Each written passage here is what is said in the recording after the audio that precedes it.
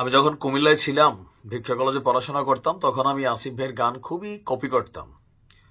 আবার ফেসবুকেও যখন ধরেন গান গাইতাম, গরিবের ছায়াছন্দ, তো সেইখানেও আপনারা অনেকেই বলতেন যে কুমিল্লার দ্বিতীয় আসিফ। অনেক গান টান করতাম, যাই হোক সেটা হচ্ছে আলাদা চ্যাপ্টার। তো আমি কুমিল্লার ছেলে, আসিফ ভাইয়ের বাড়িও কুমিল্লা। খুব কাছ থেকে অনেক কিছু আমরা আসিফ ভাই সম্পর্কে জানি যারা কুমিল্লার পোলাপেন আছি।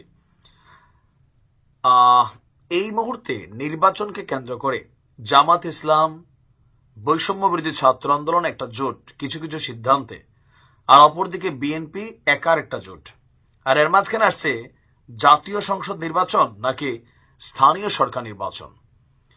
হঠাৎ করে কেন শিল্পী আসিফ তিনি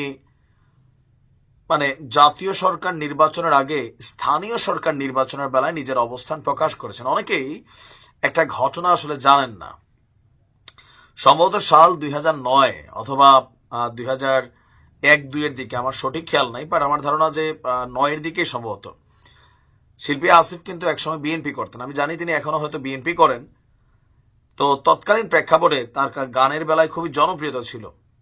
তো তিনি ভাবছিলেন কুমিল্লা থেকে নির্বাচন করবেন। আমাদের সঙ্গীত শিল্পীদের একটা রোগ আছে, অভিনেতাদেরও আছে। তো আসিফ ভাই কিন্তু ওই রোগে আক্রান্ত ছিল। পরবর্তী হইল কি, কুমিল্লাতে যারা বিএনপির নেতারা ছিলেন বা যারা দীর্ঘদিন রাজনীতি করে ক্ষমতাতে যাওয়ার চিন্তা ভাবনা পরিকল্পনা তাদের ছিল, সেখানে আসিফ ভাইয়ের জনপ্রিয়তার কারণে তারা কিন্তু একটা ঝামেলায় পড়ে গেছিল। এরপর ঢাকায় অবস্থিত শিল্পী আসিফের যে বাসভবন অথবা অফিস স্টুডিও আছে সেগুলো ভাঙচুর করা হয়েছিল। কুমিল্লাতেও তার যে বাড়ি আছে সেখানে সম্ভবত বাড়ির গ্লাস ক্লাস ভাঙা দিছিল। এরপরেই আওয়ামী লীগের রাজত্ব শুরু হয়ে গেল। দীর্ঘদিন যাবৎ রাজনীতি অনুপস্থিত। আবার যখন রাজনীতির ক্ষমতা কাছাকাছি আসলো, এবারের দৌড়ে আসিফ ভাইয়ের নামগন্ধ নাই, বিএনপি থেকে নির্বাচন করার কোনো সুযোগও নাই, কারণ কুমিল্লাতে একাধিক প্রার্থী এই মুহূর্তে রাজনীতির মাঝে অবস্থান করছেন। তো হঠাৎ করে কেন বিএনপির ঘরানার হয়েও শিল্পী আসিফ জামাত ইসলামের যে চিন্তা, বৈষম্য বিরোধীদের যে চিন্তা, সেই চিন্তাকে সহমত পোষণ করেছেন? কেউ কেউ বলছেন ওই যে পুরানা ঝালটা, যে তৎকালীন প্রেক্ষাপটে নিয়ে বিএনপি কোন রকম দলীয় অবস্থান নেয় নাই, সেই ঝালটাই তিনি মেটানোর চেষ্টা করছেন, একটা জনমত তৈরির চেষ্টা করছেন। আবার অনেকে বলছেন যে না ভাই, আসলে স্থানীয় সরকার নির্বাচনটা যে আগে হওয়া জরুরি, এটা বাংলাদেশের অনেক মানুষ যেটা চায়, এটা অনুধাবন করেছেন শিল্পী আসিফ। দর্শক, গতকালকে আমাদের আসিফ ভাই একটা স্টেটাস দিয়েছেন, সেটা ছিল এমন: জাতীয় নির্বাচনের আগে স্থানীয় সরকার নির্বাচন জরুরি, এতে রাজনৈতিক সংস্কৃতির উন্নতি বোঝা যাবে, মানুষও উপকৃত হবে। তার এই সিদ্ধান্তটা তিনটা দল এখন এটা চায়, জামাত, বৈষম্য বিরোধী, ভিপিনুর, সবাই এক সুতায় গাথা এই মুহূর্তে, আর বিপরীতে বিএনপি। এখন ছাত্ররা তাদের এই যে স্থানীয় সরকার নির্বাচন, ছাত্রদের পক্ষ থেকে প্রথম আসছে, এরপর জামাত এটাকে লুফে নিছে, ইভেন এটার পক্ষে জনমত তৈরির চেষ্টা করছে, আর সর্বশেষ এখানে যোগ হইল শিল্পী আসিফ।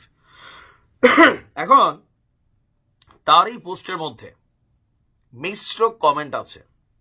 কেউ এটাকে বাহবা দিয়েছেন যে আসিফ ভাই এই জন্য আপনাকে ভাল লাগে, আবার কেউ কেউ বলছেন যে বিএনপি যে আপনাকে ল্যাং মারছিল সেটার ঝাল মিটাইলেন, আবার কেউ কেউ বলছে যে আপনিও কি গুপ্ত রাজনীতিতে জড়িত হয়েছেন কিনা।